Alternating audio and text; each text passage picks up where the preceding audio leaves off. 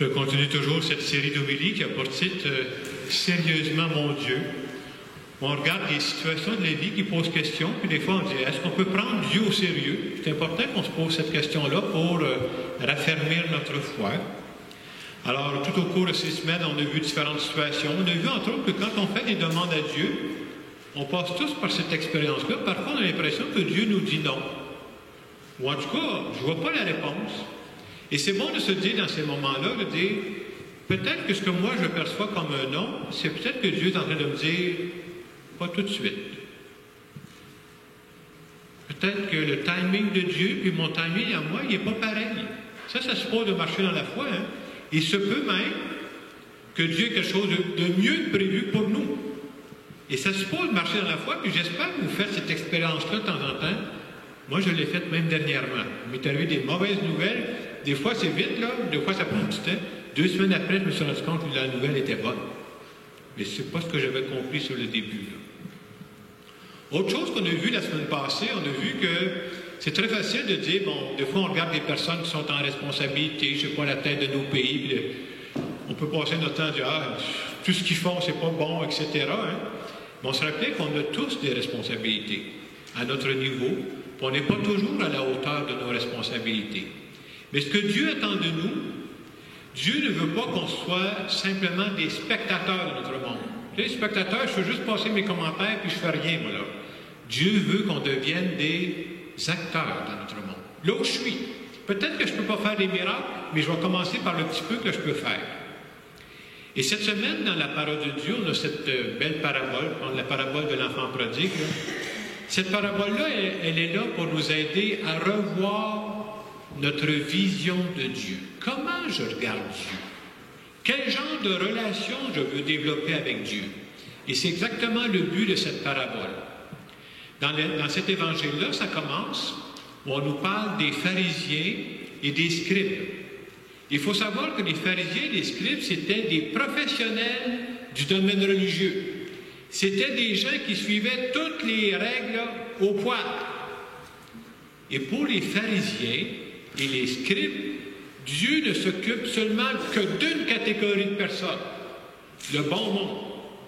Les bons croyants qui fréquentent les synagogues et qui suivent les règles, Dieu s'occupe de ces gens-là. Et Jésus qui les voit dit, ils n'ont pas compris, c'est pas le Dieu que moi j'annonce. Et pour les aider à changer leur vision, Jésus leur conte une parabole. Une parabole, c'est une histoire inventée, là. Et soit dit en passant, on n'a pas ça en français, le style parabole. Dans une parabole, il y a toujours un aspect qui est choquant, qui n'a pas d'allure. Pourquoi ils mettent ça? Pour nous faire réfléchir, aller plus loin. On va regarder ensemble la parabole. D'abord, dans cette parabole-là, il y a le Père qu'on va nous parler. Le Père, il représente Dieu. Il y a le fils prodigue là, qui va aller se promener. Là. Lui, il représente les gens qui ne suivent pas les règles. Tu as suivi toutes les lois, toi, dans ta vie. Qui a suivi toutes les lois dans sa vie? Là? Puis il y a le fils aîné qui, lui, a toujours suivi les règles. Là. Il représente les pharisiens, il représente les scribes, les gens qui sont corrects. Là. En tout cas, les gens qui se pensent corrects. Là.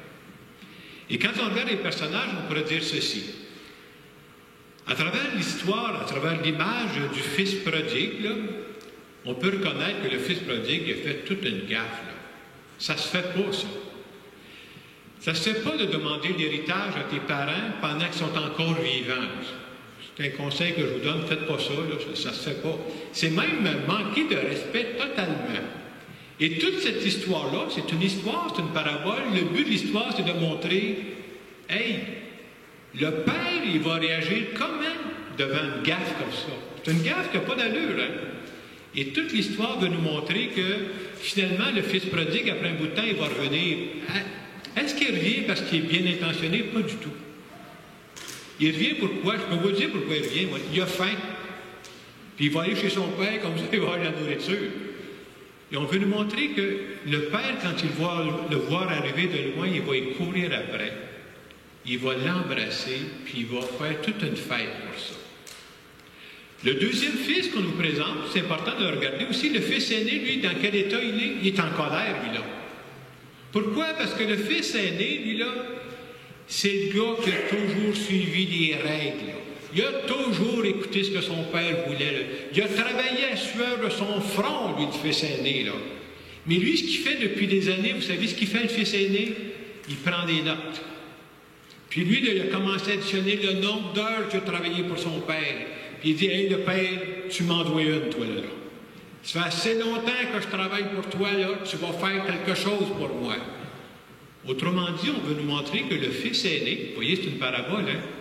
Comment il regarde son père, lui? Il regarde son père comme un boss. Puis le boss, il en doit une, parce qu'il fait longtemps qu'il travaille pour lui. Et tout le but de cette parabole, c'est de dire, quand on regarde ça dans l'ensemble, là, si je regarde ça, par exemple, avec les yeux du fils aîné, je pourrais dire, bien, le père, il n'est pas juste pantoute, là. C'est pas juste, ça, d'organiser une grande fête pour son fils, là, qui est allé flamber son héritage, on nous dit, avec des prostituées, là, puis il revient, puis il va y faire une fête, là. Et vous savez quoi? C'est vrai que c'est pas juste.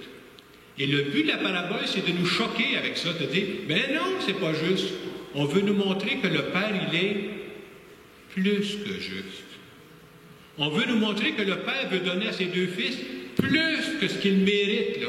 Tellement qu'il va dire à son fils aîné, tout ce qui m'appartient, là, ben c'est à toi, mon homme. Et on veut nous faire réfléchir là-dedans pour dire que le Dieu auquel nous croyons, là, c'est le Dieu qui nous aime beaucoup plus que ce que nous méritons. Puis je suis content qu'il m'en donne plus que ce que je mérite, parce qu'on a tous des faiblesses. Hein?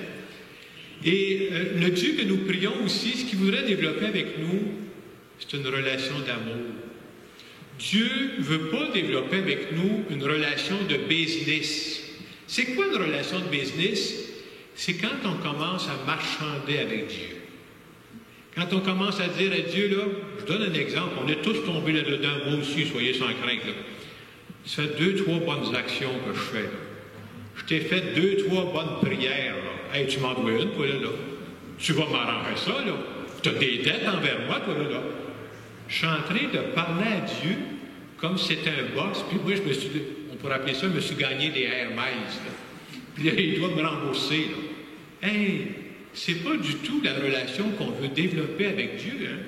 Et toute cette parabole-là, c'est pour dire, on a besoin de temps en temps de revoir quelle est ma vision de Dieu. Là. On a besoin de purifier ça. Là. Ce que l'on veut développer avec Dieu, c'est une relation d'amour et non pas une relation de business. Dieu ne veut pas être notre boss. C'est pas ça qu'il veut, pas en tout. Dieu veut nous aimer comme un bon père, comme une bonne mère. Et c'est ce qu'on se fait dire à travers cette parole-là, puis on a besoin de la réentendre. Je le disais au début de la célébration, hein, c'est triste, j'ai déjà rencontré, puis c'est vrai que, si vous remontez il y a quelques années, des fois le Dieu qui était présenté faisait peur. Hey, si jamais je fais une gaffe, moi là, je vais tomber sur quoi, là, sur la liste, c'est fini, là. Hey, le Dieu de Jésus-Christ, c'est un Dieu qui nous aime beaucoup plus que tout ce qu'on peut mériter. Puis même si on a fait des bonnes actions, même si on a fait des choses, tu sais, je sais pas, moi je me disais, ça fait des années que je prie, ça fait des années que j'essaie de faire des bonnes actions, j'ai donné ma vie pour être prêtre. Ah oui, je vais négocier avec Dieu, mais non, je ne fais jamais ça.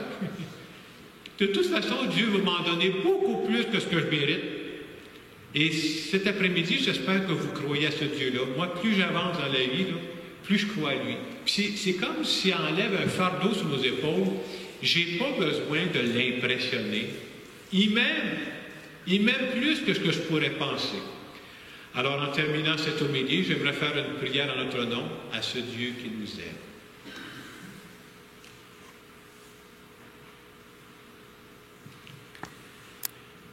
Seigneur, je suis content de savoir que tu m'aimes comme un père, comme une mère, et non pas comme un boss. Je veux développer avec toi de plus en plus une relation simple, mais une relation vraie. Je veux de plus en plus te regarder comme quelqu'un qui m'aime, qui veut mon bien. Et quoi qu'il m'arrive dans la vie, même si je ne comprends pas tout, c'est sûr que je peux compter sur toi. Je veux te dire merci de faire partie de ma vie. Amen. Je trouve que c'est une belle occasion, peut-être dans les secondes qui viennent, de se dire, quand je pense à Dieu, est-ce qu'il y a des situations de ma vie, parce qu'on fait tous prendre, hein, est-ce qu'il y a des situations de ma vie où je le vois vraiment comme un père aimant? Puis est-ce que dans d'autres cas, je suis en train de négocier avec Dieu, je suis en train de le traiter comme s'il était mon boss? Prenons quelques instants pour voir la différence entre les deux.